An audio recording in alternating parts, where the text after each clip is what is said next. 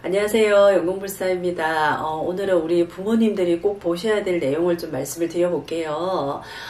나름대로 우리 부모님들이 진짜 200% 다해서 자식을 키워놨는데도 자식들이 좀 내가 바라는 대로 못 자라주고 좀 이렇게 삐뚤러 가고 그러면 굉장히 속상하시잖아요. 그리고 또 자식을 봤을 때 이쁘니까 내가 이렇게 해주면 굉장히 잘 클 것이다, 바르게 갈 것이다 했는데 어떻게 보면 역효과가 나서 더 안 좋은 쪽으로 기대 이상으로 안 좋은 경우가 많을 거예요. 그래서 오늘은 우리 자식을 둔 부모님들 자식 뒷바라지 하는 방법, 자식 뒷바라지 하는 조언에 대해서 제가 몇 가지 좀 말씀을 드려볼 테니 보시고 도움이 좀 되셨으면 좋겠습니다.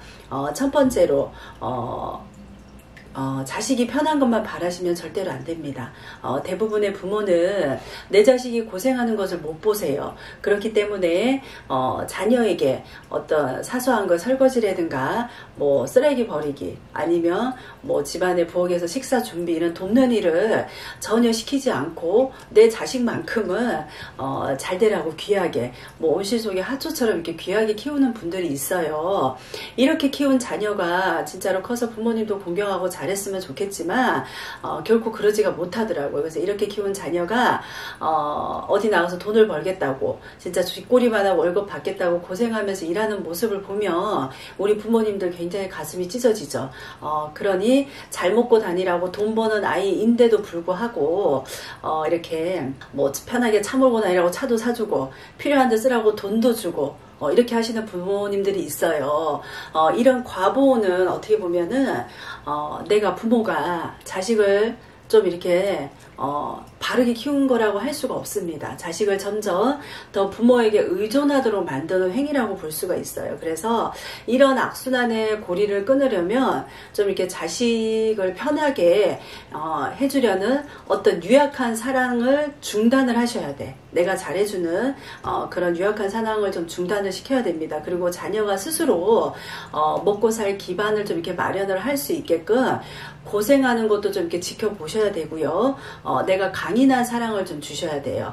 그리고 두 번째로는 자녀를 불편하게 하는 선택이라고 할지라도 자신을 위한 선택을 할 수 있게끔 하셔야 됩니다.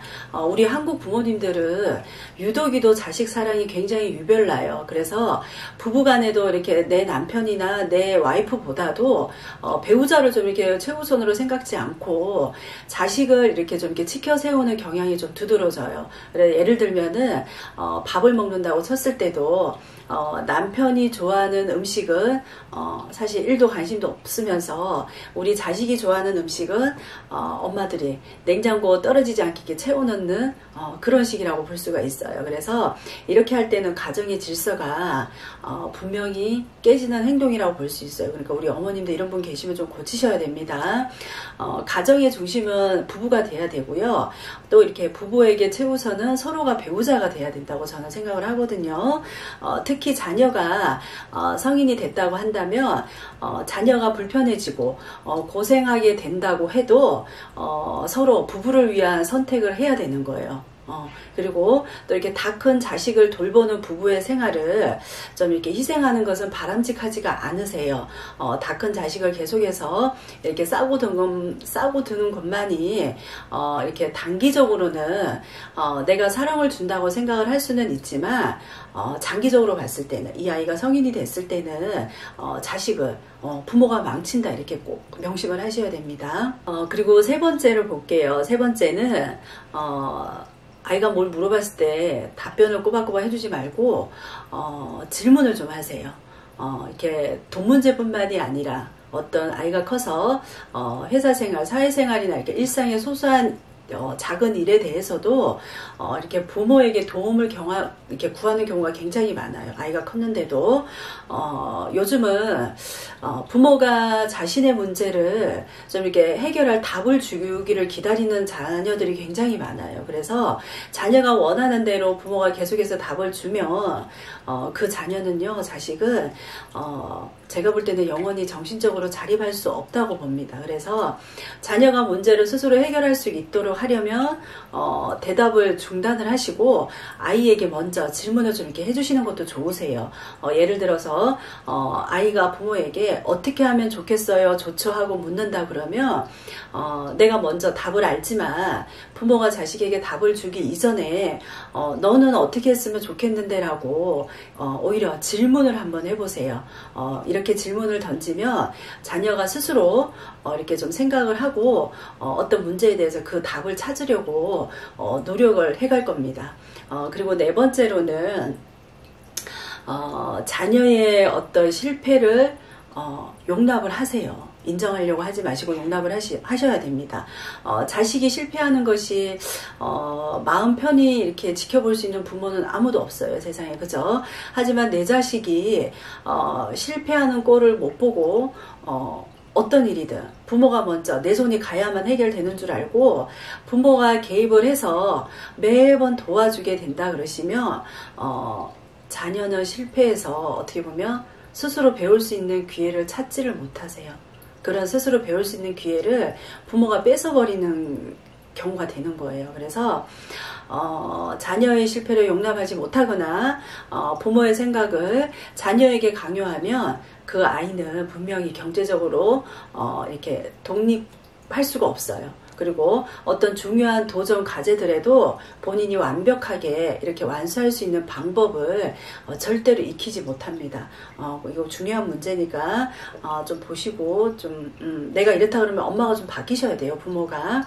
또 자녀의 실패를 막기보다 실패하도록 어떤 일에서는 좀 이렇게 가끔 가다가는 그 아이를 내버려 두는 것도 좋으세요. 그래야지만 이 아이가 내가 실패를 했는데 왜 실패를 했는지, 아니면 이제 실패를 했으니까 다음에는 어떻게 다르게 할 수 있는지, 또 다른 방법도 좀 찾을 그런 생각을 할 수가 있겠고요.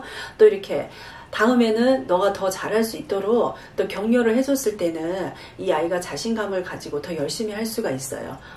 어떻게 내 자녀의 어떤 진정한 미래가 진짜로 좋은 쪽으로 가길 원한다 그러시면 이 아이가 어떤 길이 아이한테 좋은 길이고 진정한 길인지를 우리 부모님들이 잘 명심하셔서 가끔가다 어떤 일에 있어서는 자녀가 실패를 하더라도 그거를 좀 이렇게 용납을 하시고 가시는 게 좋습니다. 마지막으로 5번째, 우리 부모님들 부모 탓은 하지 마시라는 겁니다. 자녀가 사회에 성공적으로 정착하지 못하고 방황을 하면 많은 부모님들이 다 내 탓이고 내가 뒷바라지를 못해서 그런 거 아닌가 하고 본인이 스스로 본인 탓을 하세요. 지금 자녀의 상황이 어떻든 우리 부모님들을 탓하는 것은 아무 도움이 안 된다고 볼 수가 있습니다. 자식은 다 키운 뒤에 되돌아보면 분명히 후회 아닌 것이 없어요. 근데 그때는 우리 부모님들이 너무나 젊고 또 이렇게 경험도 없고 지혜도 짧았기 때문에 당연히 그럴 수밖에 없다고 이렇게 볼 수가 있습니다. 그러니까 부모님들 탓할 필요 전혀 없습니다. 다만 자식에게 내가 상처 준 것이 있다고 한다면 그 부분에 대해서는 좀 이렇게 부모라고 할지라도 자녀에게 사과를 하는 것이 필요한 거예요. 이 사과를 했을 때 자식과 어떤 친밀한 관계를 회복하기 위한 과정이라고도 볼 수가 있거든요. 성인이 된 자녀와는 또 이렇게 친밀한 관계를 좀 이렇게 구축하는 것이 좀 중요하고요. 또 그 관계 속에서 성인과 성인으로 만나는 것입니다. 부모가 성인으로 내 자녀를 대우를 해야지만 그 자녀가 성인이 됐을 때도 충분히 자립을 잘 할 수가 있어요. 그러니까 이 부분 꼭 명심을 하시고요. 오늘은 이렇게 내 자식 뒷바라지 하시는 부모님들 좀 이렇게 잘 새겨 들으셔서 앞으로라도 좀 이렇게 실수가 없으시고 내가 여태까지 못했다 그러시면 그런 부분은 좀 내려놓으시고 오늘 5가지 조언 보시고 도움이 좀 많이 되셨으면 좋겠습니다. 감사합니다.